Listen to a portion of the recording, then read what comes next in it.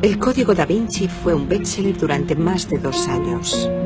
Es cierto que la novela presenta una visión poco ortodoxa de la historia de la Iglesia, pero esa era la intención de su autor, Dan Brown. En el libro se supone que María Magdalena fue la amante, si no la esposa, de Jesucristo, y que habrían tenido una hija de la que descendería la estirpe de los reyes de Francia. Cuando el autor de El Código da Vinci dijo que esperaba que su bestseller sirviera como catalizador para discutir la fe, la religión y la historia, no contaba con el ataque que sufriría por parte de uno de los principales cardenales de Italia, Tarcisio Bertone, de Génova. El Código da Vinci es una farsa. Se aprende más de historia y de teología viendo Los Caballeros de la Mesa Cuadrada de los Monty Python. Lo que ha atraído a los lectores de El Código da Vinci es su tema central, que Dan Brown define como un hecho, la existencia de una misteriosa sociedad europea conocida como el Priorato de Sion, que lleva siglos guardando un secreto de enorme trascendencia, que Jesucristo se casó con María Magdalena y que su descendencia vive en Francia. No es de extrañar que haya desatado la ira de muchos cristianos y del propio Vaticano, mientras otros se preguntan si hay algo de verdad en todo esto.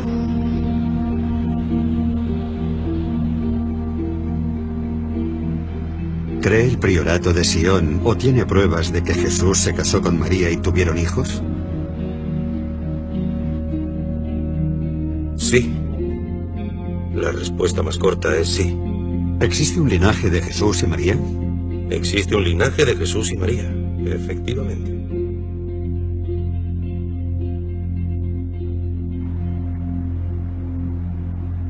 Hace 3 años decidí investigar lo que muchos consideran el mayor secreto de todos los tiempos. La verdad sobre el auténtico Jesús de Nazaret y su relación con María Magdalena. Yo no soy arqueólogo ni historiador. Solo soy un director de cine fascinado por las enormes implicaciones de esta historia. Y me planteo las mismas preguntas que mucha gente sobre el Jesús de la fe versus el Jesús de la historia. Según el Vaticano, la idea de un matrimonio con descendencia es descabellada. Pero llevo toda la vida investigando historias que muchos consideraban inciertas o imposibles de resolver, y esta no era distinta. Simplemente las probabilidades eran mayores. Es un tema oculto, ¿verdad? Podríamos decir que es... Sí, es una historia tan arriesgada que nadie se atreve a contarla. Va más allá del mito, la leyenda o el arte, porque es demasiado peligroso afirmar que es un hecho. Si la Iglesia hubiera mentido sobre la divinidad de Jesús y tergiversado deliberadamente los hechos, se derrumbaría la base del cristianismo aceptado. No me convencía la versión que da la Iglesia de los hechos, ni tampoco la de toda una conspiración sobre el linaje. Pero los mensajes codificados en los cuadros, los documentos e incluso en iglesias de toda Europa parecen contarnos una versión muy distinta de la historia de Jesús en el Nuevo Testamento. Fíjese aquí, están cogidos de la mano. De la mano derecha, un elemento Sí. clave en la liturgia del matrimonio. Parece embarazada, ¿no? Desde luego, a mí me lo parece. El éxito del Código da Vinci ha puesto en conocimiento del tema a tanta gente que ahora hay que zanjarlo de alguna forma, o bien demostrar que es falso, o bien demostrar que es cierto. De ser cierto, quería encontrar pruebas de peso. Documentos o incluso reliquias que arrojaran una nueva luz sobre la idea de un linaje. Cualquier otra cosa no bastaría. Sabía que las posibilidades eran mínimas. Lo más normal era que cualquier prueba útil se hubiera echado a perder, hubiera sido destruida o confiscada por el Vaticano. Utilizan el poder, el dinero, la manipulación. Son expertos en todo eso. En el archivo del Vaticano hay cosas que todos daríamos cualquier cosa por ver. Pero se rumoreaba que algunas de las pruebas habían sobrevivido desde hacía siglos, bajo la protección de una sociedad secreta llamada el Priorato de Sion. Bruce, sé que estás ahí. No acudas a la cita de esta noche, ¿vale? Hola. Hola. Buenas noches. Encantado. Voy con un par de cámaras. ¿Podemos subir? Sí, no hay problema. Subid, chicos. El Priorato de Sion existe hoy en día. Es una sociedad secreta.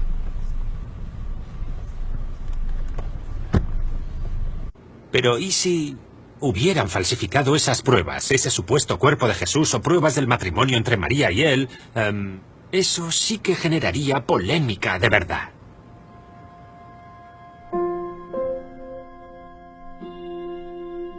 En 1979, el gran maestre del Priorato de Sion, Pierre Plantard de Saint-Clair, afirmó que los primeros reyes de Francia, los merovingios, contrajeron matrimonio con los descendientes de Jesús y María Magdalena, creando la Sang Real, un linaje real, el verdadero Santo Grial.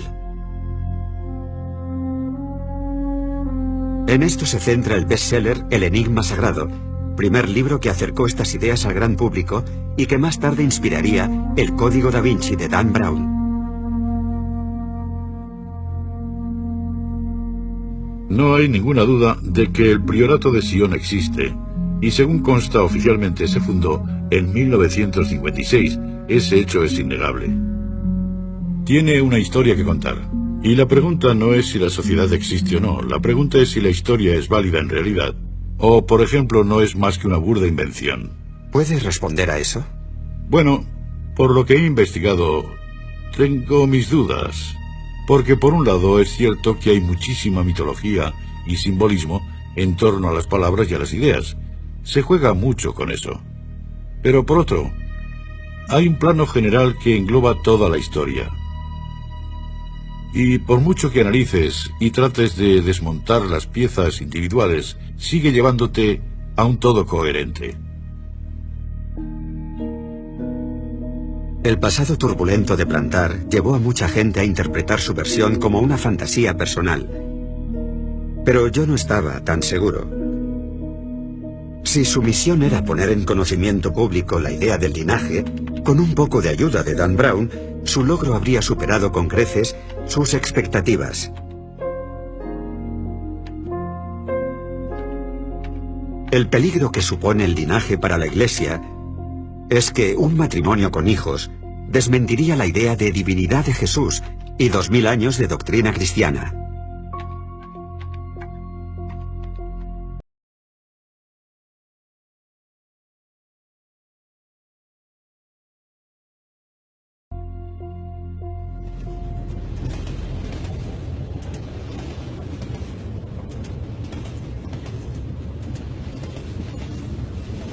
Pierre Plantard murió en el año 2000, pero había pruebas de que el priorato seguía activo. Mi primer contacto era un hombre de París que, al parecer, continuaba su trabajo. Se llamaba Gino Sandri y afirmaba ser el secretario general de la orden. A través de mi productor, Eduardo Flaherty, le pregunté si el priorato existía de verdad. La sociedad existe. Pero el Priorato de Sion tiene muchas estructuras. Desde que en 1956 se decidió convertirla en una organización pública, hay un mensaje que han querido dirigir a un grupo muy concreto. Tenéis ciertas cosas. Sabemos que tenéis esas cosas y nosotros tenemos otras. ¿Documentos? Entre otras cosas. ¿Cuáles son esos secretos que guardan? Pues no puedo contestar a esa pregunta, no puedo contestarle. Es un tema peligroso.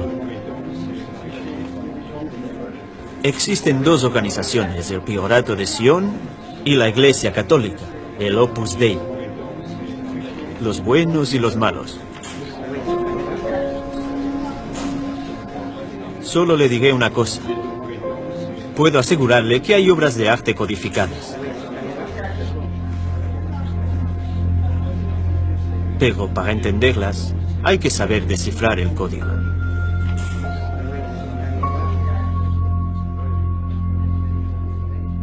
Gino Sandri se erigió como portavoz del priorato a mediados de los 80 y en la actualidad dice ser su mayor representante. Ha emitido varios comunicados de prensa en nombre de la organización, y de sus palabras se desprende que el priorato sigue operativo. He intentado contestar a todas sus preguntas, intentando no darle la verdad, sino los medios que le permitan descifrar la verdad. ¿Cree que vamos en la dirección correcta? Sí.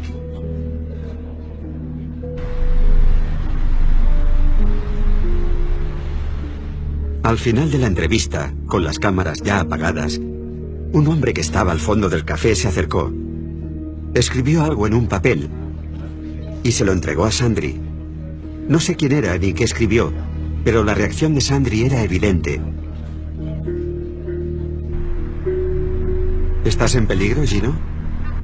¿Crees que estás en peligro?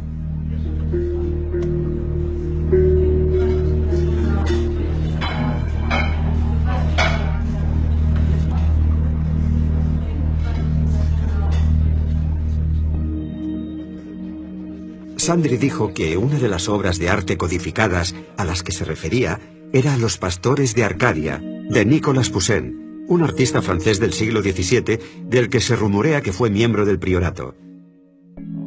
Retrata a un grupo de pastores estudiando una lápida en un campo, y uno de ellos señala una inscripción en latín: Et in Arcadia ego. Es un anagrama, también en latín. Voy a consultar mi agenda. Cuando transpones las letras, obtienes et ego in arca Dei y actúo en nombre del sepulcro de Dios. ¿Hay algún juego implícito? Oh, por supuesto que hay un juego implícito. Hay un juego que atrajo muchísimo al autor del Código da Vinci, Dan Brown, al que le encantan los rompecabezas. Pero, ¿quién está jugando? ¿Con qué objetivo? Tim me aseguró que el linaje existe y que él mismo ha conocido a algunos de sus miembros. Estuve unos 8 o 9 años investigando la historia y buscando formas de corroborarla. Y llegamos a la conclusión de que, aunque no puede demostrarse con certeza, su afirmación de que son descendientes de Jerusalén sí puede afirmarse por las pruebas y también documentos acumulados durante casi 8 siglos. Que esa gente ha preservado la historia de que Jesús no vino al mundo para morir en la cruz y redimirnos del pecado, sino para revelar un camino espiritual de iniciación hacia el conocimiento sagrado o gnosis. Esta tradición se acepta en Francia desde hace muchos siglos. Entonces, ¿hay un linaje? Sí. Sin ninguna duda.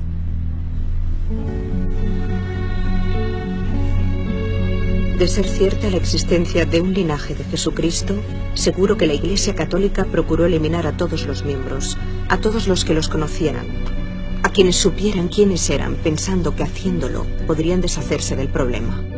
Intentaron deliberadamente evitar que la gente se hiciera eco de versiones alternativas de la vida de Jesús. Fui al archivo de París para ver qué más podía averiguar del priorato de Sion. En la sala de reprografía encontré un documento llamado Le Serpent Rouge, la serpiente roja. Me dijeron que podía contener una referencia codificada al linaje, a través de temas históricos. Se hablaba de la reina del reino perdido, enterrada en el subsuelo, en un nuevo templo de Salomón, llamada Magdalena. Parecía referirse a la tumba de María Magdalena. Y en un giro extraño y siniestro, los 3 supuestos autores del documento aparecieron muertos en cuestión de 24 horas, unas semanas después de que apareciera en la biblioteca. ¿Los asesinaron por revelar los secretos? Y en ese caso, ¿quién fue?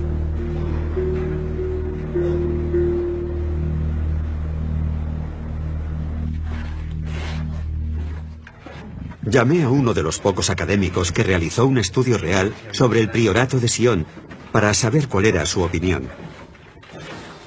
¿Cree que el priorato es real o es un engaño? Esa pregunta no se puede contestar con un simple sí o un no. Creo que mucha de la información que aparece en los documentos del priorato no es cierta, es engañosa. Presenta una historia falsa de la organización. Pero la pregunta ¿es todo un engaño? Algunas de las afirmaciones de los documentos del priorato están contrastadas. Lo verdaderamente extraño e incluso siniestro es que en la mayoría de estafas no se lleva material encubierto a una biblioteca nacional, donde es tan difícil de encontrar si no se busca concienzudamente. Esa clase de comportamiento es muy raro. No acaba de encajar con otros grandes engaños de la historia. ¿Qué opina de la denominada conspiración del linaje, supuestamente vinculada a la mitología del priorato? Bueno, según el Concilio de Nicea, Jesús tenía parte humana y parte divina. Era ambas cosas. Ciertamente, la parte humana podría haberse casado y haber tenido hijos. Así que eso no atacaría los fundamentos de la teología cristiana. De hecho, lo que resultaba más controvertido era que Jesús pudiera haber sobrevivido a la crucifixión, o que la crucifixión hubiera sido una farsa. La importancia de todo esto reside en que si no hubiera resucitado, no podía ser divino. No era hijo de Dios. Robert Howells es un experto en búsqueda de datos e investigación, especializado en masonería y sociedades secretas, incluida la del priorato de Sion. Después de pedirle que intentara establecer contacto con el círculo interno del priorato, comenzó a recibir emails detallados.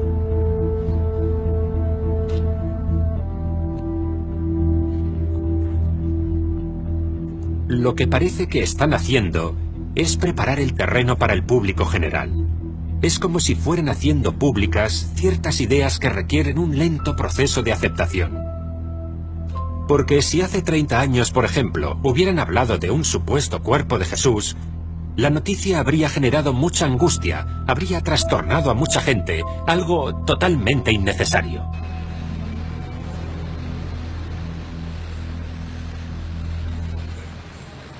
Llevan ya un par de semanas escribiéndose emails. La buena noticia es que el contacto de Rob en el priorato, por fin, ha aceptado reunirse conmigo en persona. Sigo sin saber quién es en realidad. No sé por qué ha aceptado verme, ni lo seguro que será, pero creo que merece la pena asumir el riesgo.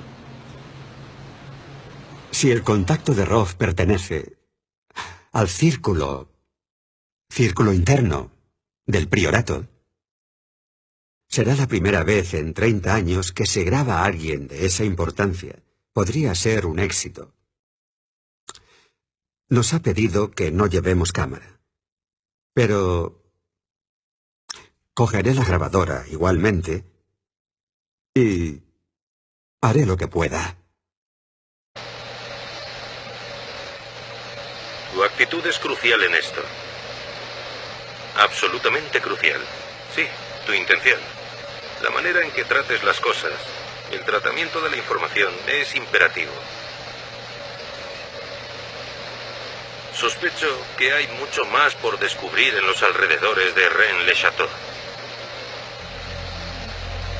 Podría darse la situación de que alguien encontrara algo, como esa tumba, o incluso unas pequeñas catacumbas, y descubriera algo de un impacto global.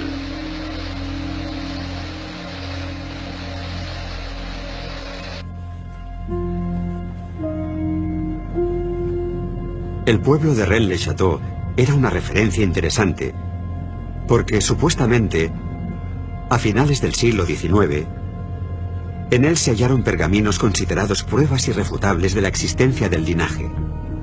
Pero según fuentes de esa época, el Vaticano no tardó en movilizarse para eliminar el hallazgo, pagando al sacerdote que los encontró. Y nunca se volvieron a ver.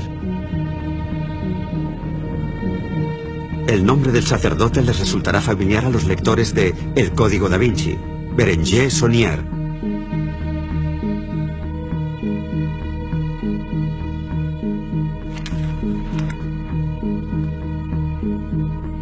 Rob me había reenviado 100 emails de su contacto en el priorato.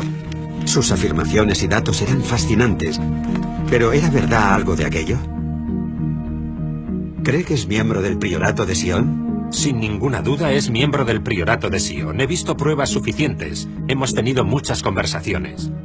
El material que me ha facilitado no solo demuestra que es una fuente fiable y que está muy metido en la organización, también manifiestan que el priorato tiene un enorme flujo de información interna sobre el misterio de Rennes-le-Château.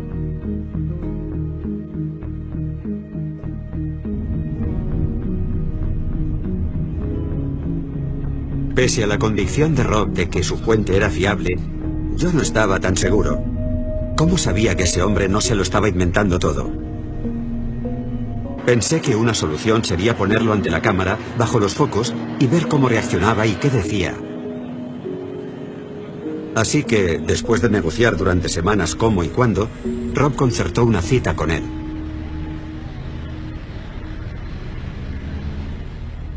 ¿Cuál cree que es la misión del priorato? El priorato de Sion está haciendo propaganda alusiva a la idea de que existe ese linaje real. Están revelando información a un ritmo prudente. Están aireando información con el fin de que la absorba el público en general. Así que, en realidad, no importa que el mensaje pasara de los templarios a la Orden de la Rosa Cruz y en la modernidad al priorato de Sion. Todos transmiten la misma tradición. Luego, en su esencia, son la misma sociedad, el mismo grupo, la misma conspiración. Como seguía escéptico sobre la fuente, investigué el pasado de aquel hombre con un investigador privado. Descubrimos que se llamaba Nicholas Haywood, hijo adoptivo de Sir Harold Haywood, un antiguo consejero del príncipe Carlos. Era coleccionista de textos alquímicos y alto miembro del grado 33 de la masonería. ¿Crees que ese hombre oculta algo? En el Reino Unido no es normal que cueste tanto encontrar información de alguien. Hemos encontrado más puertas cerradas de lo normal. Podría deberse, por ejemplo, a que en una situación extrema tuviera que adoptar una nueva identidad.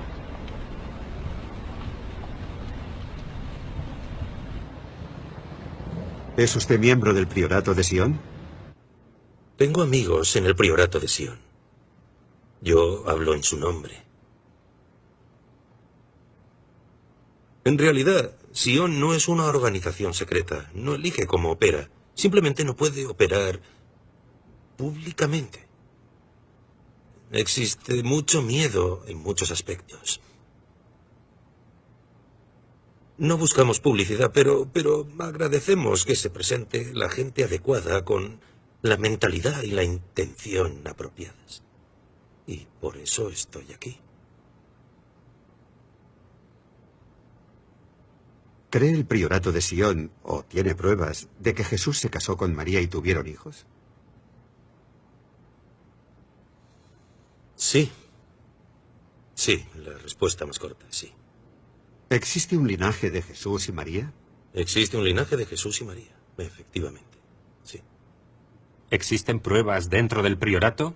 ¿Existen pruebas? Existen al margen pruebas. De lo que pone en la sí, Biblia, al margen de todo eso, y... existen pruebas, sin ninguna duda. Pero el soporte probatorio básico es...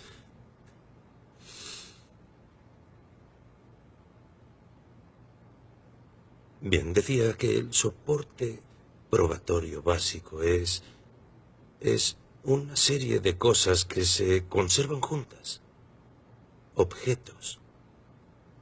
Pero no voy a dar detalles ni explicar de qué objetos se trata. Son incuestionables. ¿Están en manos del priorato? Su paradero está en manos del priorato, sí, eso es. María Magdalena vino a Francia.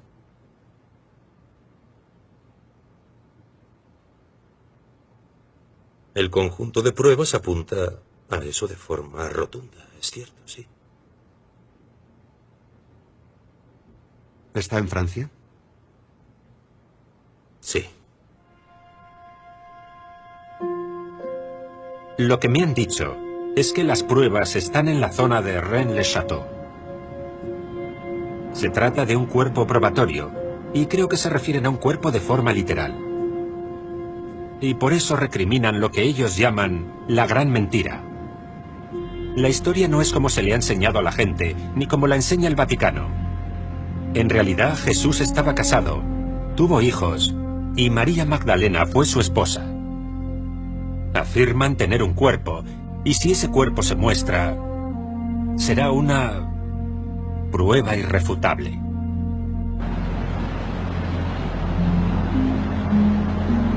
Tiene un mensaje nuevo. Hola, Bruce. Soy yo. Escucha, cuando hemos revisado tu móvil y están casi seguros, los técnicos están casi seguros de que te lo han pinchado. No me preguntes cómo funciona, pero los chicos también están intentando investigar ese ruido del teléfono de tu hotel. Ese pitido. Y dicen que lo más probable es que esté pinchado también. Ten mucho cuidado. Llámame cuando puedas. Espero noticias de cómo ha ido tu cita. Ten cuidado. Adiós.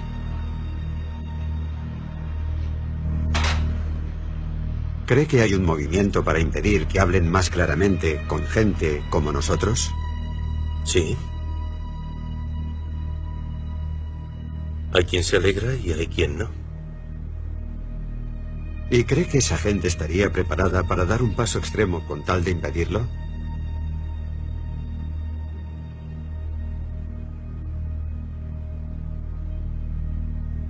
No me pregunte más sobre el tema, por favor.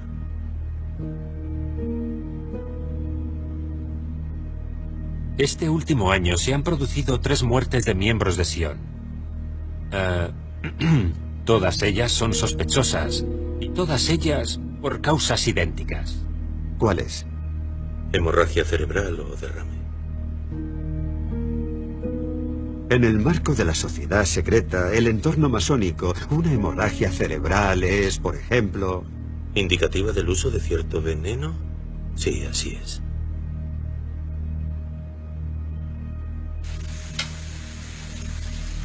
Oh, son las 2 de la mañana y acaban de decirme que un hombre con el que habíamos quedado, Lord Litchfield,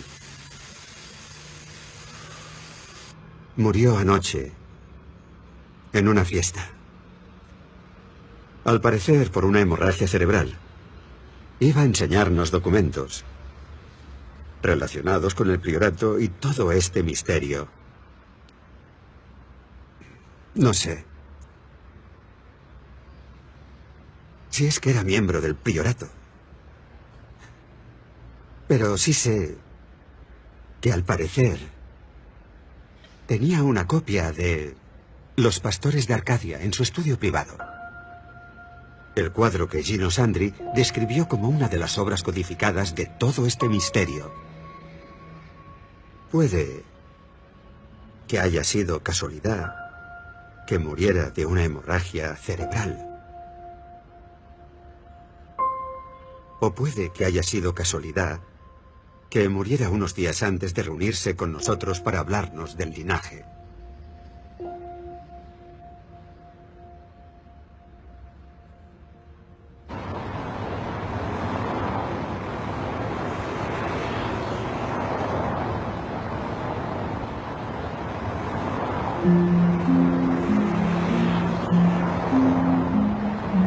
Si estaban asesinando a miembros del priorato para impedir que revelaran información, era posible que también intentaran detenerme a mí. Contacté con un miembro de una importante logia masónica de París para averiguar qué sabía sobre el priorato y el linaje. Aceptó hablar conmigo con la condición de que no revelara su identidad.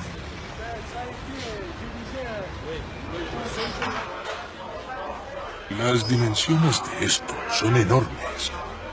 Hay toda una red de logias masónicas vinculadas al Vaticano, a la CIA. Es increíble. Ni se lo imaginan. Es gente muy influyente, Bruce. Son capaces de todo con tal de proteger sus secretos. Mataron a Roberto Calvi en Londres porque iba a hacerlo todo público. Es real. La idea del linaje es real. Y no creas que no serán capaces de matarte para seguir encubriéndola. De acuerdo. Puedo decirte que todo está relacionado con Rennes-le-Château. Descubrieron que el padre Saunier había encontrado unos pergaminos bajo su iglesia. Descubrió por qué esa zona era tan importante. Entiendo.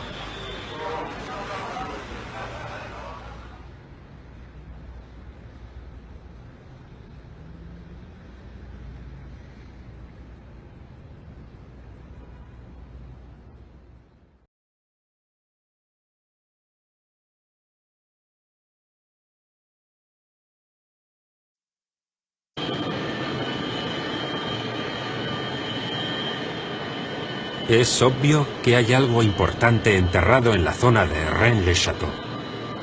Y tiene que ser religioso. No habría adquirido ese estatus de no ser algo herético y religioso. Bueno, lo más probable es que sea... Lo más impactante que puede haber allí es el cuerpo de Jesús.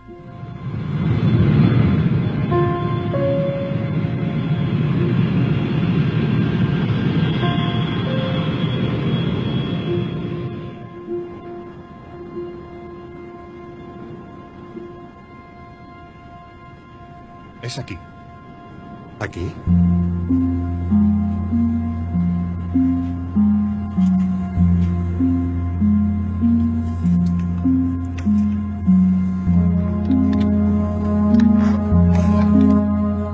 Lo que encontró el sacerdote bajo su iglesia a finales del siglo XIX es uno de los grandes misterios del suroeste de Francia.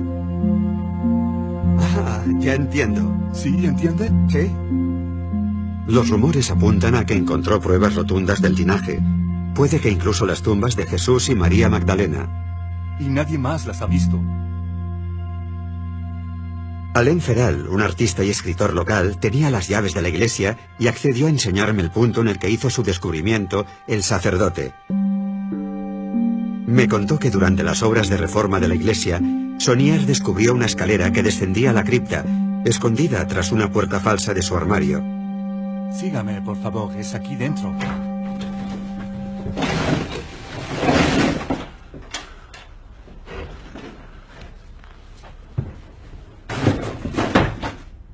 Sí. Antes, nunca. ¿Nunca? No. Selló la entrada a la cripta. Cerró la entrada, la puerta a la cripta. Porque es una sala secreta, ¿no? A salle secrète. Sí. Y ahora, desde Saunier, sí, nadie le ha vuelto a ver.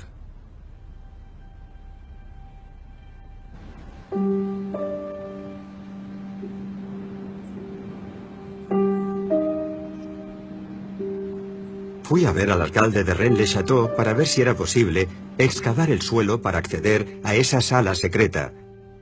Me dijo que era imposible, que nunca me darían el permiso. Él ya quiso hacer la excavación hace años, pero el gobierno francés no se lo permitió. Al parecer, sus solicitudes para el permiso continúan en trámites. Era gente poderosa, dijo, que no quería que esta historia se expusiera más. A ver si me puede entender. ¿Hay gente que quiere encubrir la verdad? Sí.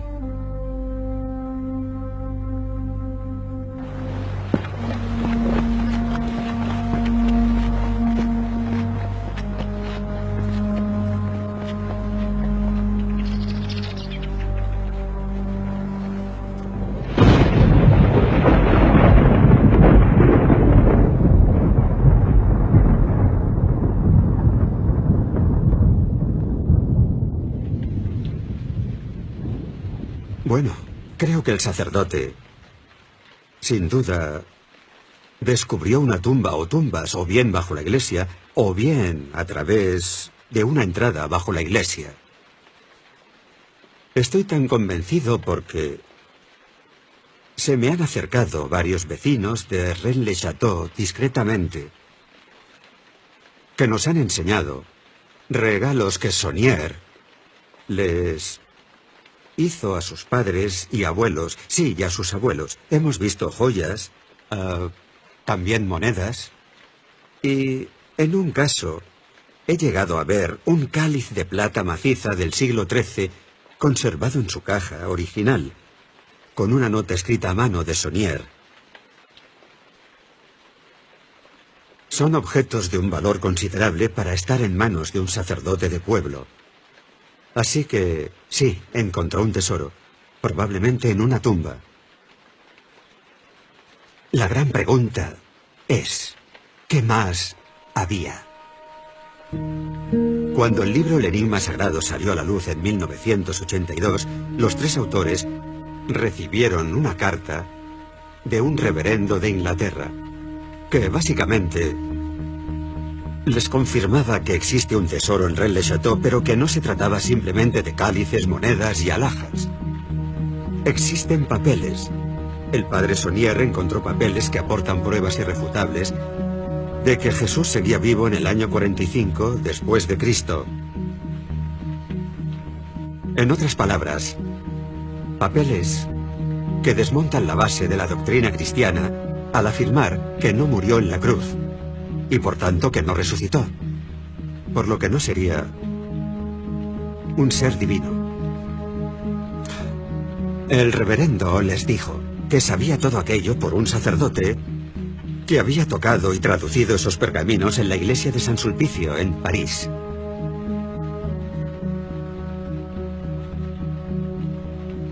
Al parecer acabaron en manos del Vaticano y no se han vuelto a ver.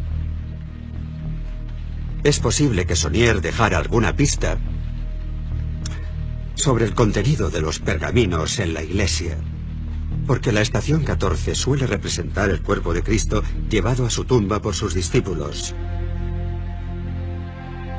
Pero en la iglesia de Rennes-le-Château, alguien había pintado una luna en la esquina izquierda de la escena que la sitúa en la noche. Y va en contra de la ley judía tocar un cuerpo sin vida durante la noche. Así que podría interpretarse que no están tocando un cuerpo sin vida porque Jesús seguía vivo. Al margen de todo, es una hipótesis fascinante. Si la sitúas en el marco de la carta que recibieron los autores del Enigma Sagrado, en la que se afirmaba que Saunier había hallado pergaminos que probaban de forma irrefutable que Jesús no había muerto, no es tan descabellado decir que esa luna fuera un mensaje sutil que dejó el sacerdote para que sobreviviera a él y nos inspirara todas estas preguntas unos 100 años después.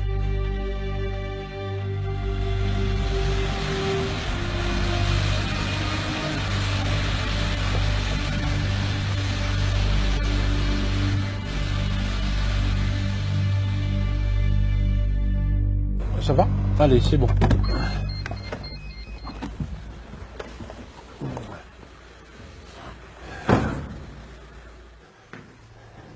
Recibí la llamada de un vecino que se enteró de mi investigación y me dijo que tenía algunos de esos pergaminos que el sacerdote encontró bajo la iglesia.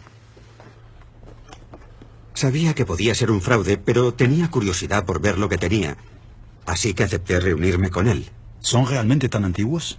Son los pergaminos encontrados en Rennes-le-Château y que han conservado los sacerdotes a lo largo de los siglos para transmitir el gran secreto. Era el secreto de la región, el secreto de los cátaros y también el secreto de la propia iglesia. Según los pergaminos, el secreto era que Jesucristo no había muerto en la cruz. Había huido de Jerusalén hasta el sur de Francia con María Magdalena y sus hijos. Aparentemente, solo contenían pasajes de la Biblia en latín, pero utilizando este código para descifrarlo, aparecía un nuevo texto secreto. ¿Está seguro de que es auténtico? Estoy totalmente convencido. Más que eso, estos papeles son incuestionables, sí. ¿Y de qué época datan estos documentos? Los más antiguos datan de la Revolución Francesa. ¿Son la clave de un mapa? Sí. Es un mapa simbólico, sin duda. Sí, es un mapa simbólico. ¿Acaso María Magdalena está enterrada en algún punto de este mapa? Sí, por supuesto. Y Jesucristo también.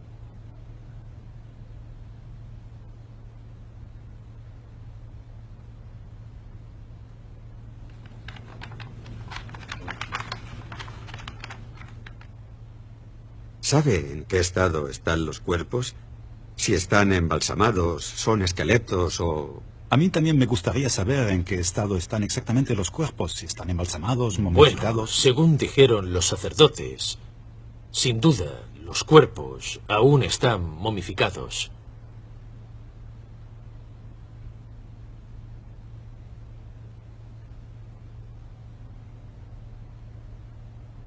Creo que me están llevando a pensar que tienen el cuerpo de María Magdalena.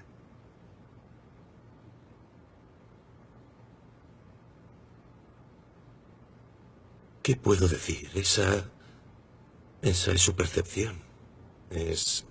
Si hipotéticamente lo tuvieran, ¿sería descabellado pensar que podría ser un cuerpo embalsamado o tendría que ser un esqueleto? Sería un cuerpo embalsamado.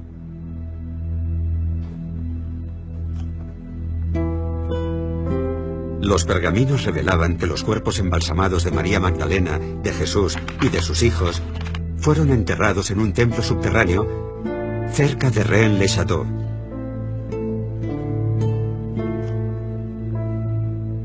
El templo es una reconstrucción del templo de Salomón. Lo que se halla en el templo es una reconstrucción del templo de Salomón. ¿Cuándo se construyó? ¿Lo sabe usted? Siglo antes de... En el siglo V antes de Cristo. Ah, siglo V antes de Jesucristo. ¿Es que acaso hay un templo bajo tierra?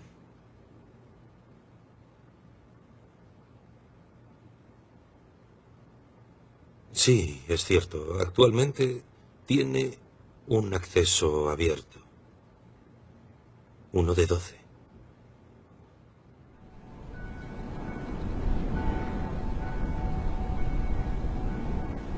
¿También es una necrópolis? Algo así. No me gusta ese término, pero sí. Pero... ¿hay gente importante enterrada en él? Sí, hay objetos enterrados allí. Hay auténticos tesoros enterrados. A lo largo de los siglos se han ido depositando allí muchas cosas y aún quedan muchas por descubrir. ¿María Magdalena está enterrada en esa necrópolis? Sí, según se afirma en los documentos que tenemos aquí y en todas las vidrieras de la iglesia. Sí, está allí. Si ese templo está allí de verdad, será el lugar de las pruebas. Allí se encuentra el cuerpo probatorio. ¿El cuerpo de María? Ya sea el cuerpo de María, el cuerpo de Jesús, la cabeza de Juan el Bautista, allí es donde está.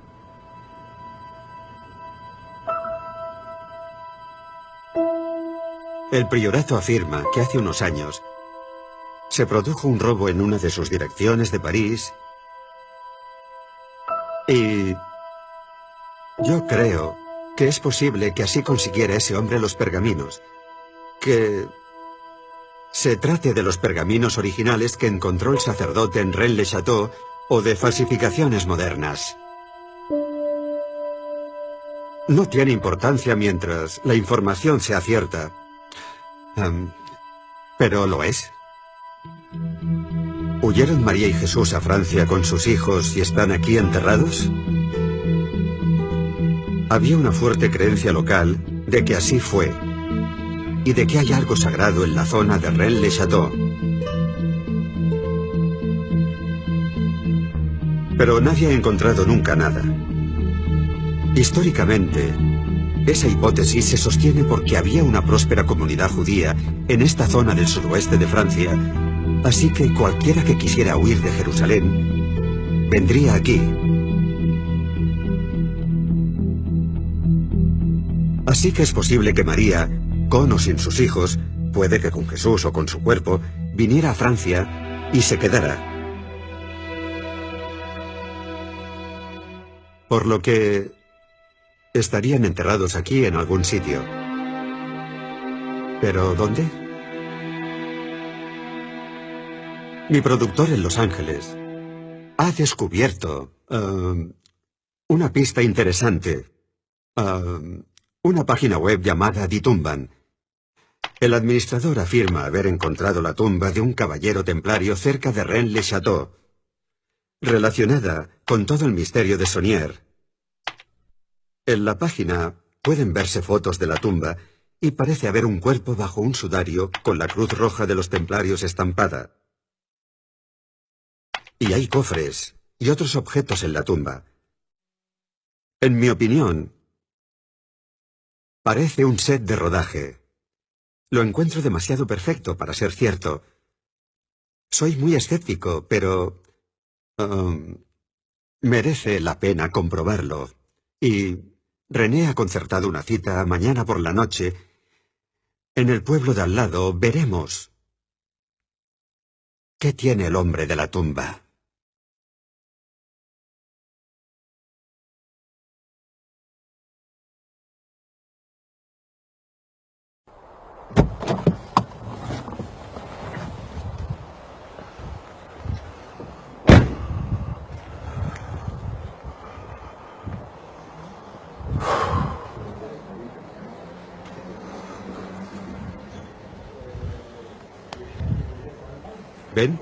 ¿Ben Hamot?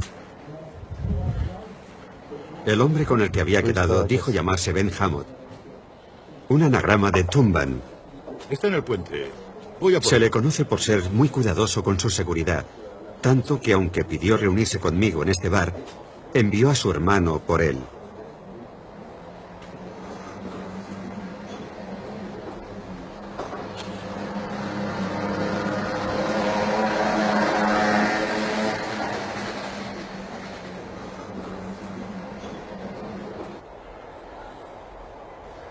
Todo esto es muy raro.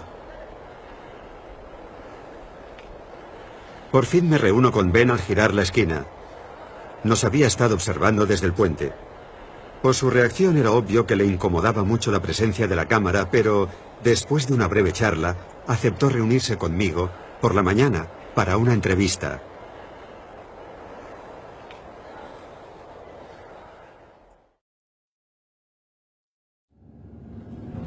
Creo que vamos bien. A ver.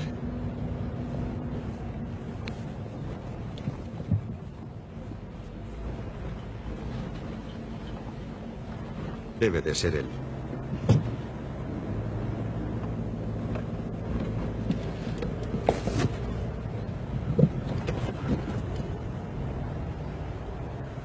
¿Se habrá quedado dormido?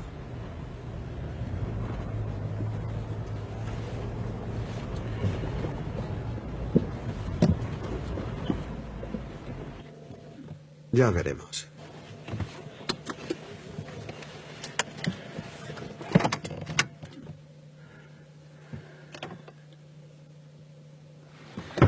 Voy a ver. A ver qué pasa.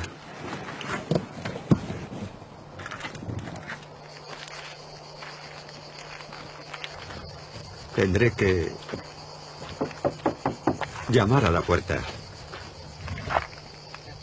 ¿Hola? ¿Ben? ¿Bruce? Voy con un cámara. ¿Puedo pasar? ¿Vives aquí? Hogar, dulce hogar. Me contó que vino por primera vez a esta zona en 1999 con su hermano, en busca de un tesoro que habían visto en un documental de la BBC sobre Rennes-le-Château. Se pasaron días enteros en la iglesia buscando claves y mensajes secretos en las estatuas y los murales, intentando descifrar lo que consideraban un mapa secreto.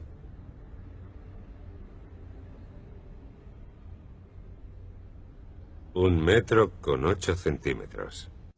Al final, después de muchos intentos y errores, descubrieron 4 puntos geográficos cercanos representados en la iglesia y que confluían exactamente en una cueva, en una montaña local. Había un pasaje hasta el fondo de la cueva.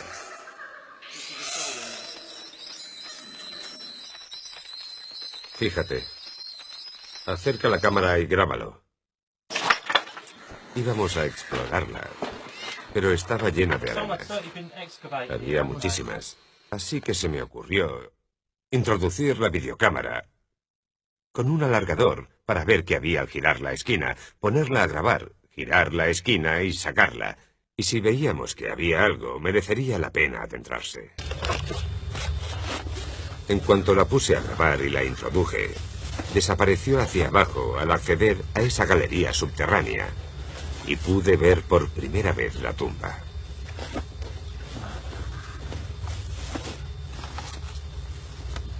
Después de un rato, enfoqué una linterna hacia abajo. Le diste algo de luz. Sí. ¿Qué crees que hay allí? ¿Qué crees o quién crees que hay allí? No lo sé. Parece el enterramiento de un templario. Obviamente, no lo sabremos hasta que entremos, pero... ¿Pero es real? Pero es real, sí. Sin forma de acceder a la tumba y temeroso de revelar su paradero a nadie, Ben deliberó su descubrimiento unos días antes de volver a Rennes-le-Château.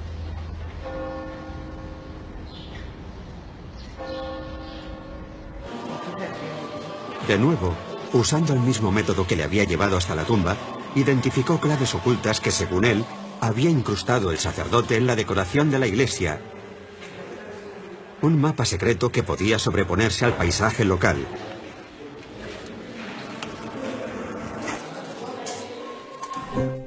Y 2 con 1, yo creo.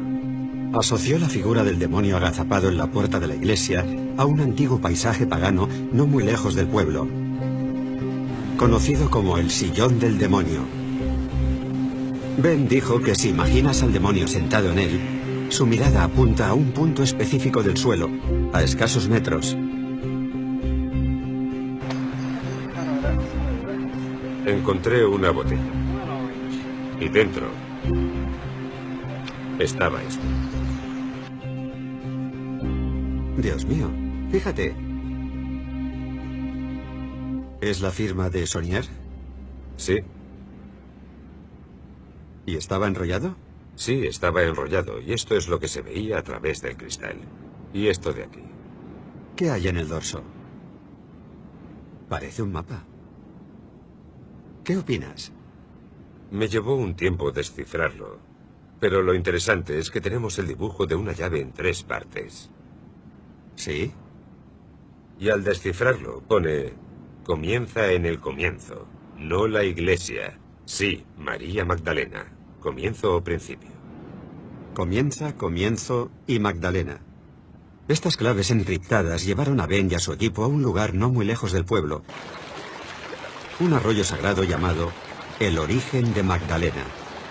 Las medidas ocultas en el texto les llevaron a un punto exacto, donde encontraron una piedra de gran tamaño con las iniciales del sacerdote grabadas.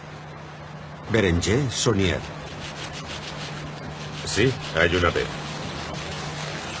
Es una B. Se empieza a ver.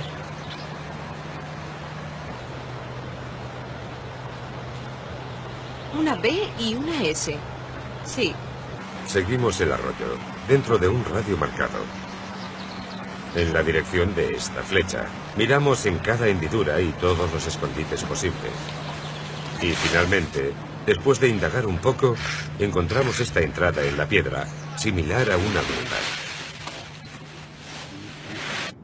Apartamos todas las hojas, cavamos y encontramos una botella. No la saques con fuerza. Si es antigua, ve con cuidado. Sí, creo que es mucho más grande. Esperad, voy a sacarla. ¿Puedes cogerla?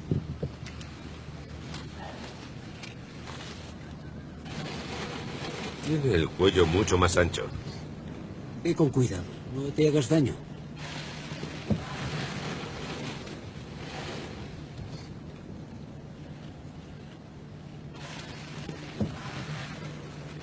Está cubierta de tierra.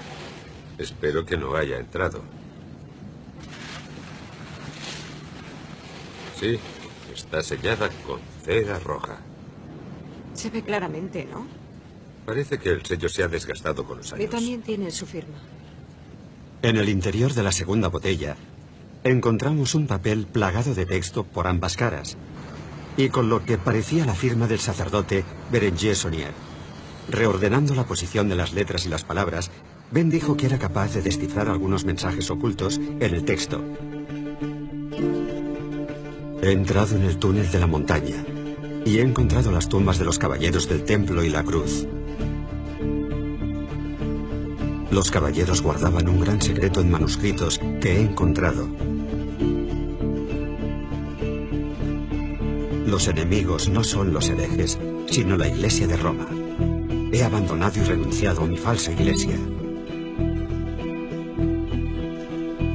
He hecho lo que he hecho para preservar el secreto. Puede que en el futuro llegue el momento de revelar el secreto.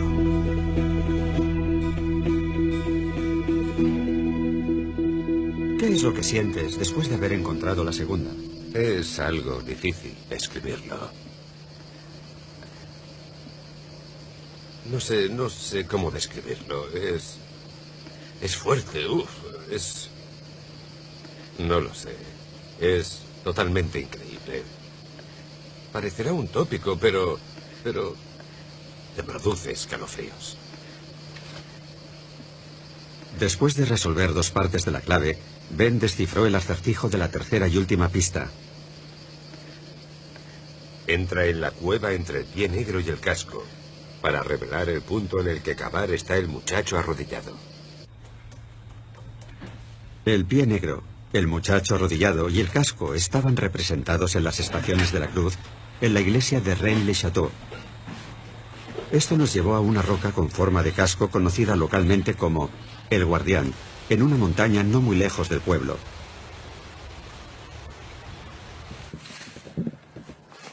A los pies de la roca, Ben encontró una pequeña gruta de forma triangular, como la representada en la iglesia, en la que encontramos otra roca grabada que señalaba a un gran canto rodado.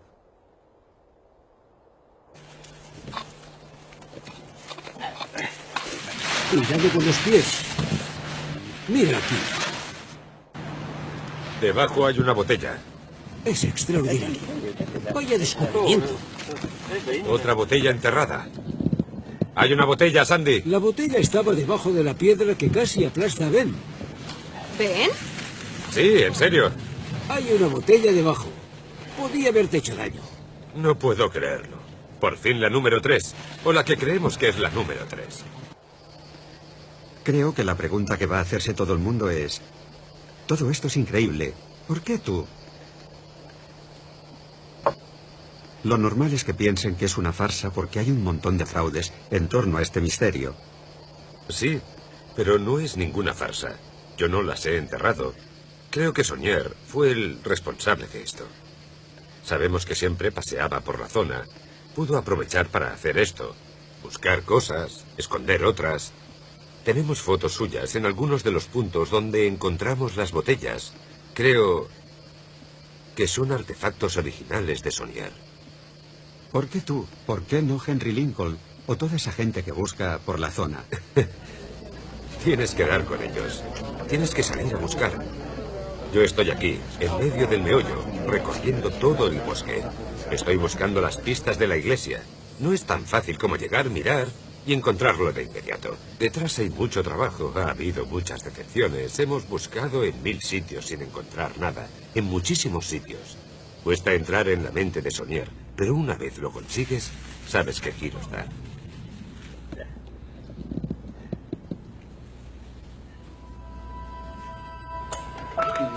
lo fuerces demasiado. Ten cuidado, has forzado el papel, lo has arrugado.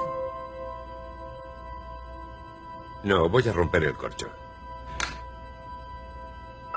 Cuidado. Así creo que romperás el papel. No De lo la otra hagas, forma, por favor, lo no lo sacarás hagas. también. No hay que romper la botella. No. ¿Puedo abrirlo y ver qué hay dentro? Sí.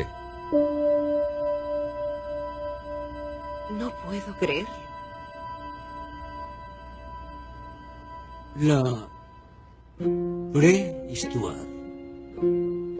Creo que significa la verdadera historia de la crucifixión y la resurrección. Jesús no murió en la cruz, sino 22 días después.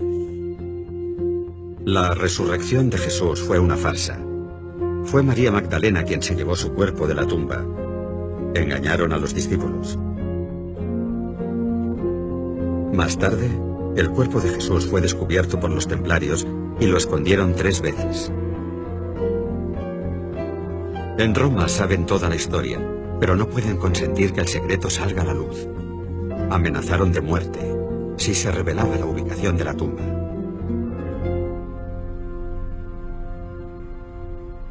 Ah, ¿sí? Después de varias semanas trabajando juntos, Ben me llamó preocupado.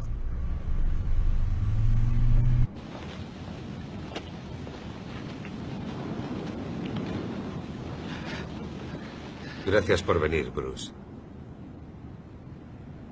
Me lo estoy pensando mejor. Empiezo a estar preocupado por la grabación y todo eso, por todo lo que ha ocurrido en el pasado. Pasemos. ¿Qué ha ocurrido en el pasado?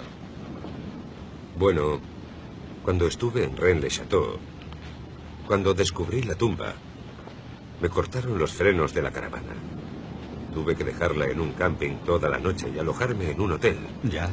Pero cuando volví por la mañana, alguien había entrado. No es muy complicado. Solo hay que empujar la ventana y meter el brazo. Pero se llevaron un rollo de película y una cinta de la cámara de vídeo. Aunque dejaron la cámara y la de recambio. Y una semana después, esa persona se presentó en mi casa. Me dijo que venía de parte de un conocido mío en Francia. Pero resultó que en realidad quería información sobre, ya sabes, cómo lo había encontrado todo, dónde estaba y todo eso. Intenté irme y al final pude cerrar la puerta. Pero me preocupa que pueda volver a pasar. ¿Crees que estás desbordado? Sí, puede. Lo que voy a hacer, Bruce, es irme. Ya te llamaré, ¿vale? Vale. Bueno, amigo, gracias por venir. Ten cuidado, Ben. Tú también, Bruce.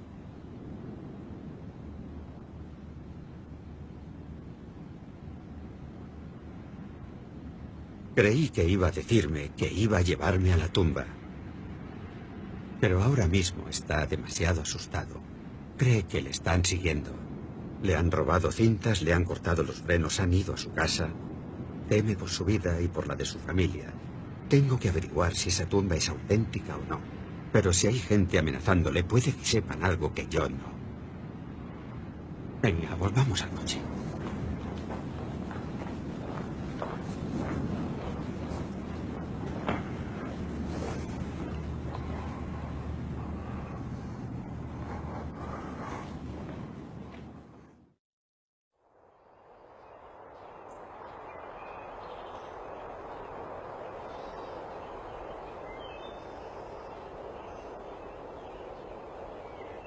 Aunque seguía preocupado por las amenazas, al final regresamos a la zona. Y siguiendo las claves del último mensaje, Ben encontró una cuarta botella enterrada en el suelo.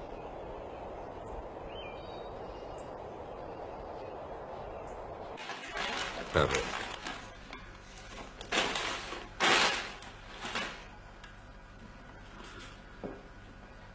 Si la pongo a contraluz, se ve que hay un mensaje dentro. ¿Ah, sí? Este también es grande, como el segundo, o eso parece.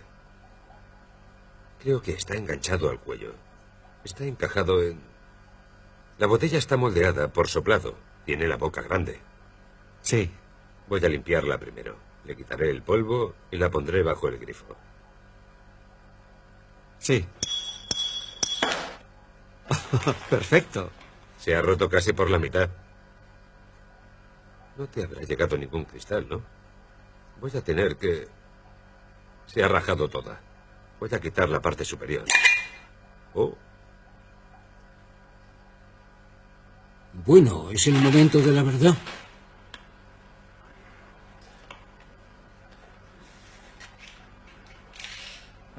Eso es. Quitemos esto de medio.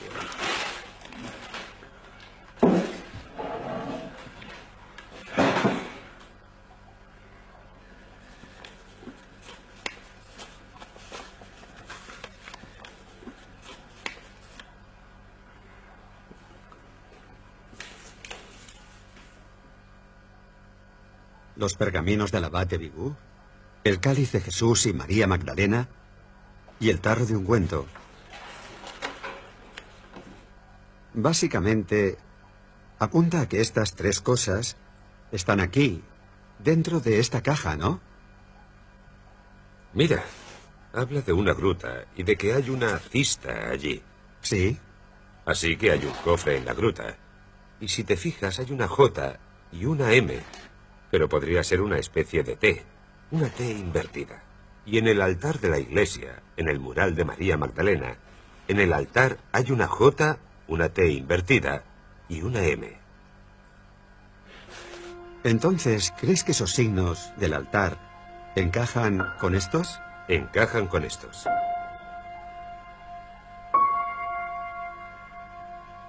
¿Ella se encuentra en un sitio distinguido? Sí. ¿Estaba Sonier intentando indicarnos, intentando darnos una ubicación concreta? Sí. ¿De qué?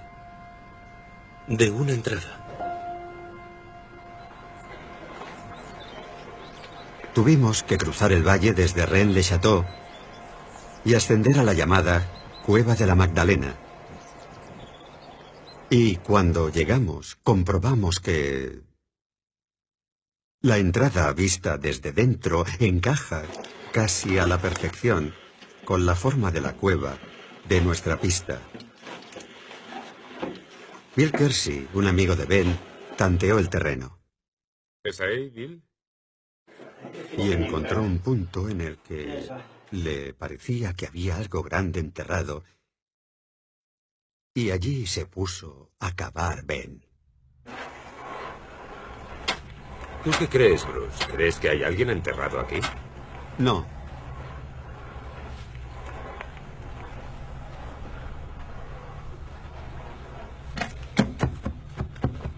¿Lo oyes? Sí. ¿Qué crees que es? Por el sonido, yo creo que madera. Madera hueca, es lo que buscamos.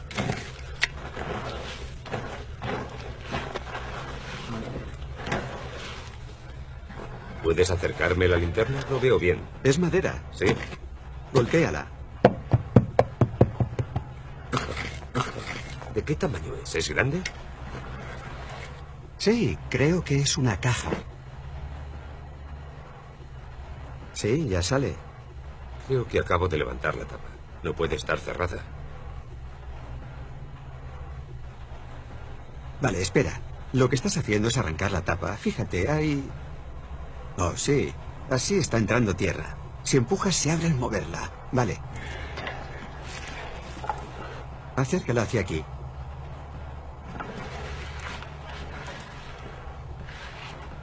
Vale, Bill. No muy fuerte por si hay algo frágil dentro. Es increíble. ¿Cómo te sientes? Quiero abrirlo. ¿Lo podemos abrir aquí o...? Sí, por supuesto. ¿Entonces lo ves, Bill? Dame un segundo. Lo veo. Tengo una luz rara. Vale. Esta podría ser la primera vez en 100 años. Mira las bisagras, Bill. Es mejor que pare o romperé las bisagras. Voy a intentar levantarla.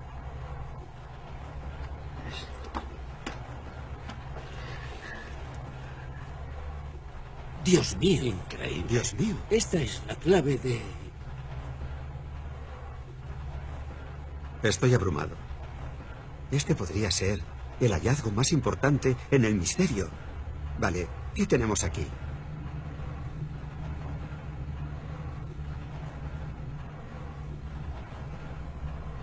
¿Qué tenemos aquí? Oh. Quiero coger el cáliz. Si es el cáliz de Jesús. Cuidado. No voy a soltarlo. Se confundirá con una piedra. Vale.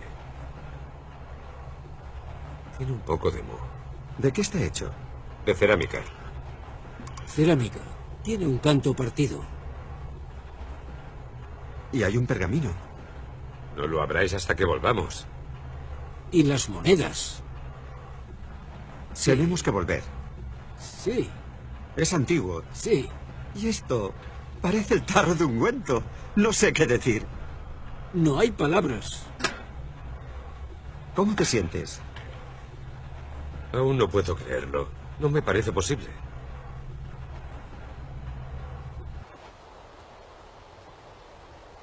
Propongo un brindis. Por Ben y por su hallazgo del cofre.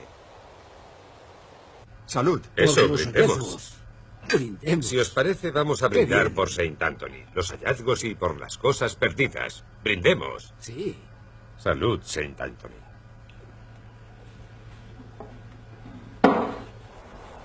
¿Qué hacemos ahora? El plan ahora... El otro extremo. Romper el otro extremo y sacarlo. No. Prueba a sacarlo sin romper. Voy a intentar abrirlo. Despacio. Parece interesante.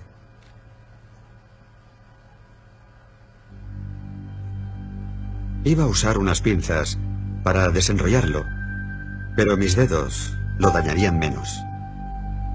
Dentro del vial había un pequeño pergamino enrollado. Contenía un plano hecho a mano de la iglesia de Rennes-le-Château. Y había una flecha apuntando a una regalis cripta, una cripta real. En algún momento ha debido haber un cuerpo muy importante ahí abajo. Y, en vista de las leyendas que dicen que está enterrada en esta zona, puede que las dos M's se refieran a María Magdalena. Y de ser así, Saunier la habría encontrado y habría enterrado varias reliquias suyas en un cofre en el bosque, incluido el tarro de perfume que utilizó para ungir los pies de Jesús.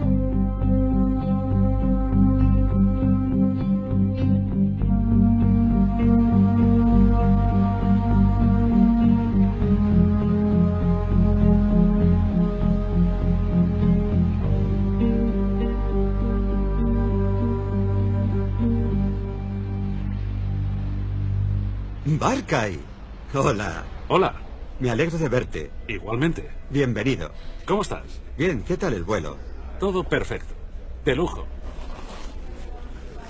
Volvimos a Londres para reunirnos con el arqueólogo israelí Gabriel Barkay, uno de los mayores expertos del mundo en reliquias antiguas de Jerusalén, que aceptó analizar el contenido del cofre.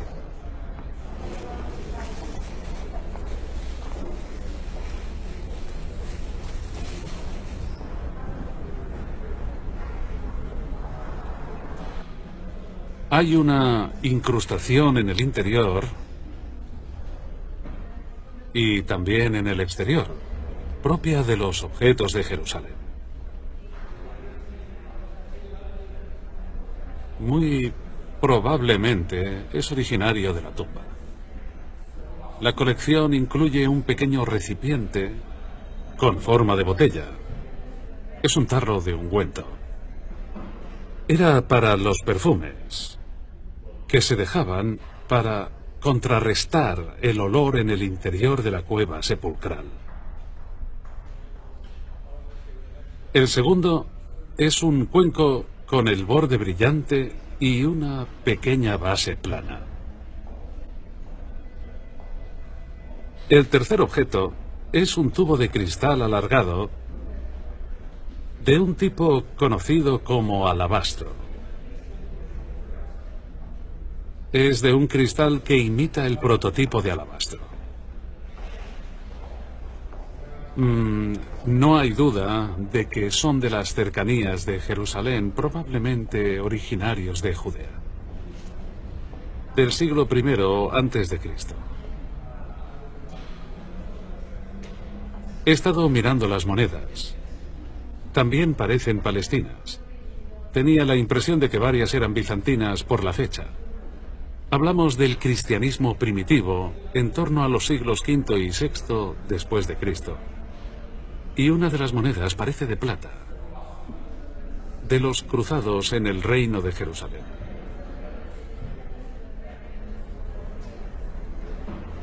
Esta es una pieza importante.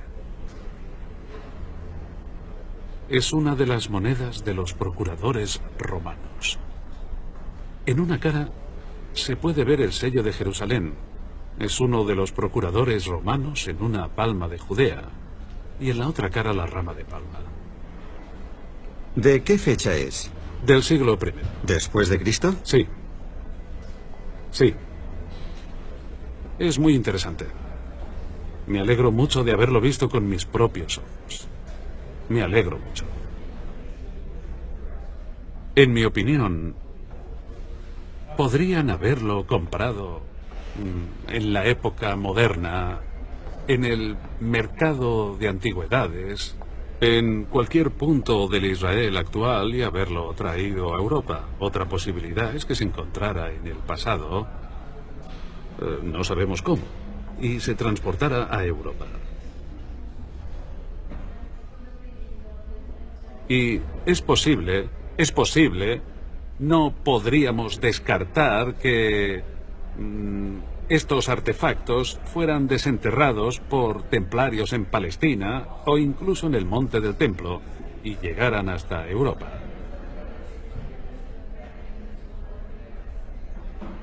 Los hallazgos de este cofre son muy intrigantes y, desde luego, uno puede dejar volar su imaginación. Pero si están relacionados con la historia de Jesús o no, el tiempo lo dirá. Muchas gracias. Mi productor en Los Ángeles recibió los resultados de la prueba del carbono 14 del laboratorio de la Universidad de Oxford, donde analizaron el pequeño pergamino enrollado en el vial. Hay un 68,2% de probabilidad de que el pergamino date de entre 1440 y 1480 después de Cristo. Y un 95,4% de que date de entre 1430 y 1520 después de Cristo. Son muy buenos resultados. En la segunda línea pone A-U-R-F. Ben había conseguido traducir el texto del extremo izquierdo del pergamino. Ponía: aquí comienza tu búsqueda de la tumba secreta y del tesoro que he guardado. Y al producirse el hallazgo, te convertirás en su guardián.